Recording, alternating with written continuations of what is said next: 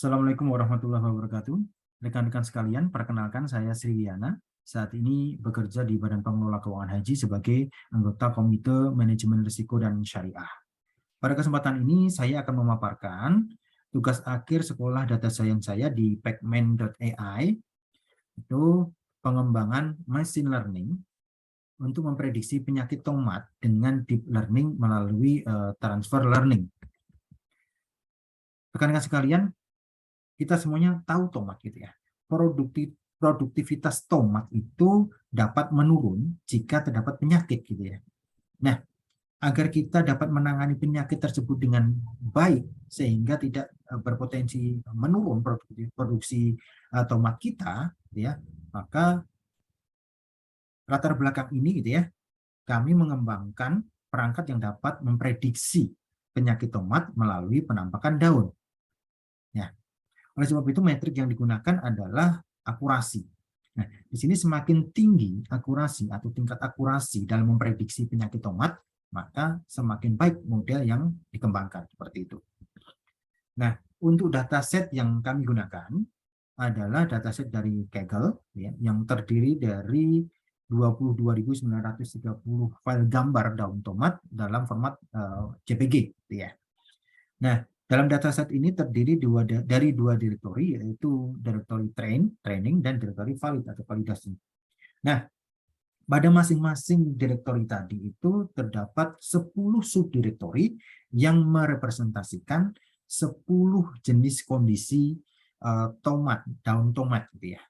Ada 9 jenis penyakit dan 1 jenis daun tomat yang sehat. Nah, ini beberapa contoh dari penampakan daun tomat pada dataset yang kami gunakan. Ya. Nah, untuk algoritma dan teknik yang digunakan, kami menggunakan deep learning dengan transfer learning. Gitu ya. Nah, maksudnya apa sih transfer learning? Gitu ya.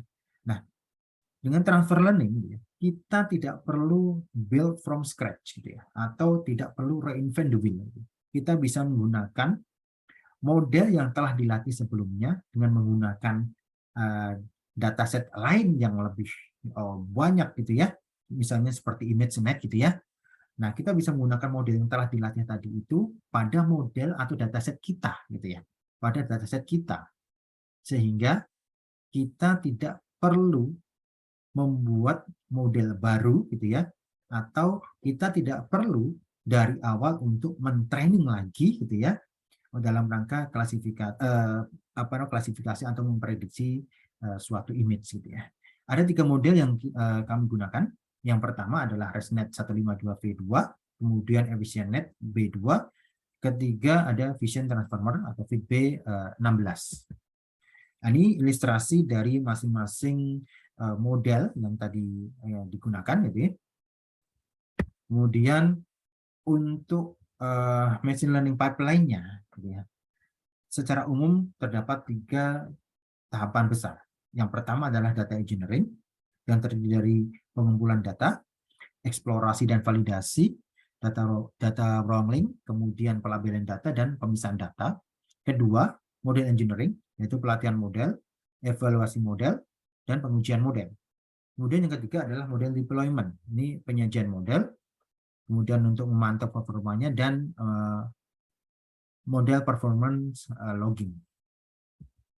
Nah, rekan-rekan sekalian, untuk transfer learning-nya, tahapan yang kami gunakan adalah yang pertama tentu saja kami mendapatkan terlebih dahulu nih model yang telah dilatih sebelumnya.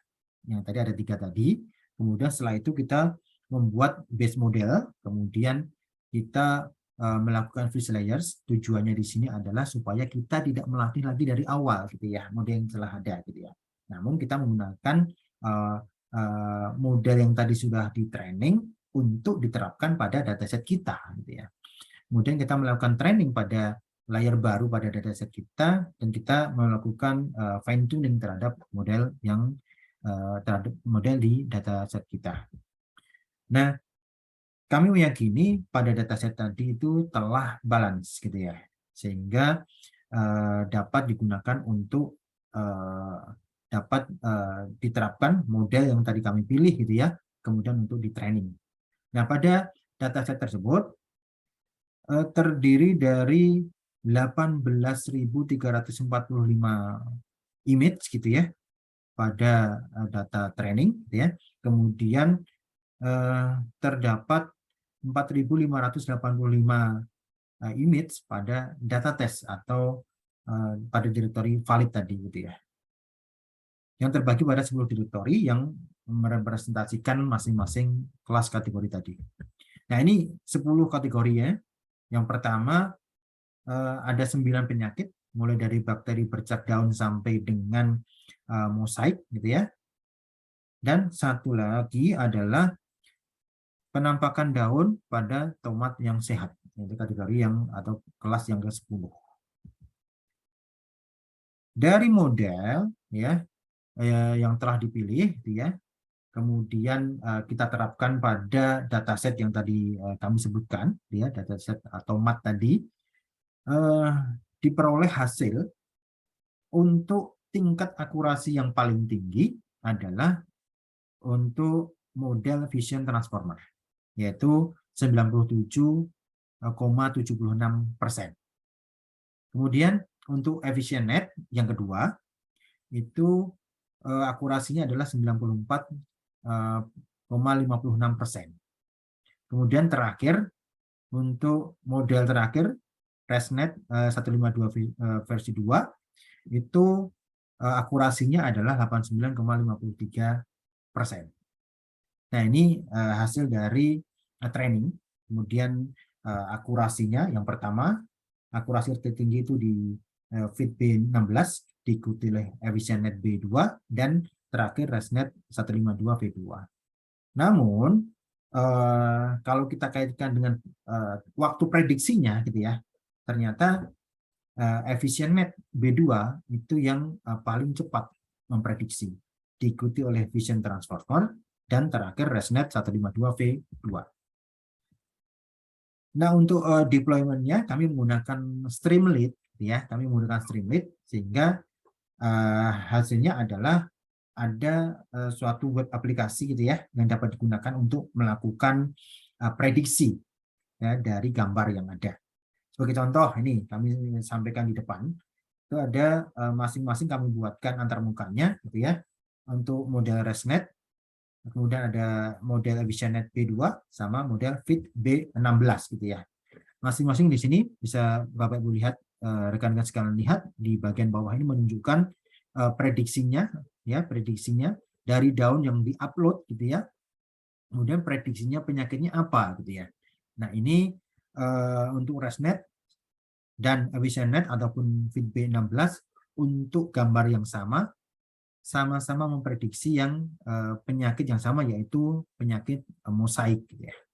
Meskipun dengan tingkat kepercayaan yang berbeda-beda. Nah, Bapak Ibu sekalian atau rekan-rekan sekalian, tentu saja model machine learning ini belum sempurna gitu ya. Perlu adanya tindak lanjut supaya machine learning ini dapat diakses oleh pihak-pihak yang lain yang membutuhkan, maka perlu dideploy pada cloud server public gitu ya. Kemudian untuk memudahkan juga, selain web app, mungkin perlu dibuat aplikasi yang sifatnya mobile app misalnya seperti itu. Nah, ini kesimpulan akhirnya, model yang memiliki akurasi tertinggi adalah Vision Transformer Fit B16 disusul dengan model EfficientNet B2 dan terakhir model ResNet 152 V2. Kemudian model yang memiliki waktu prediksi yang tercepat adalah model EfficientNet B2 diikuti oleh Fit B16 dan terakhir ResNet 152 V2. Nah, ini development project machine learning menggunakan Streamlit ini relatif mudah gitu ya, untuk agar pengguna akhir dapat memanfaatkan model machine learning yang telah kita kembangkan. Nah, rekan-rekan sekalian, untuk pada sumber dan file pendukung dapat diunduh di Google Drive. Ini yang linknya kami sampaikan di bawah di kolom komentar. Nah, ini saya akan mendemonstrasikan bagaimana machine learning ini gitu ya melakukan prediksi. Nah, ini saya awali dulu dengan ya menjalankan Streamlit-nya. Ini sebagai contoh, saya akan menjalankan untuk model yang EfficientNet P2.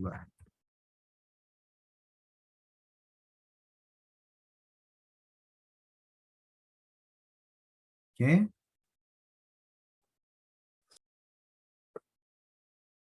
Nah, ini antarmuka dari machine learning yang untuk memprediksi penyakit tomat. Ya, ini yang saya demonstrasikan adalah untuk EfficientNet P2, gitu ya. Nah, ini kita tinggal memilih file mana atau file gambar ya yang akan kita prediksi jenis penyakitnya. Sebagai contoh nih ya, saya sudah memilih gitu misalnya itu ya gambar dari tomat, daun tomat tertentu nanti akan diprediksi oleh ya ini oleh aplikasi ini. Sebagai contoh, tadi saya memilih daun ini ya, gambar daun ini. Untuk aplikasi ini memprediksi penyakit tomatnya adalah mosaik, tomato mosaik virus. Tingkat kepercayaannya 100% dengan waktu prediksi 1,01 detik. Kita coba yang lain, daun yang lain misalnya. Kita coba daun yang lain. Di sini misalnya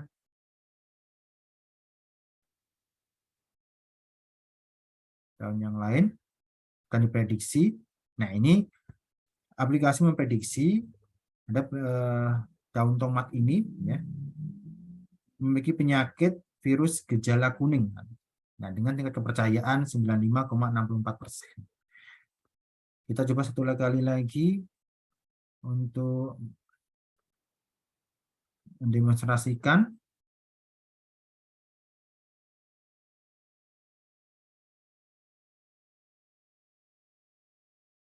Nah, yang terakhir ini ada penampakan daun tomat ya. Ini prediksi penyakit tomat bercak daun Septoria atau Septoria leaf spot dengan tingkat kepercayaan 88,58% dengan waktu prediksi 0,33 detik.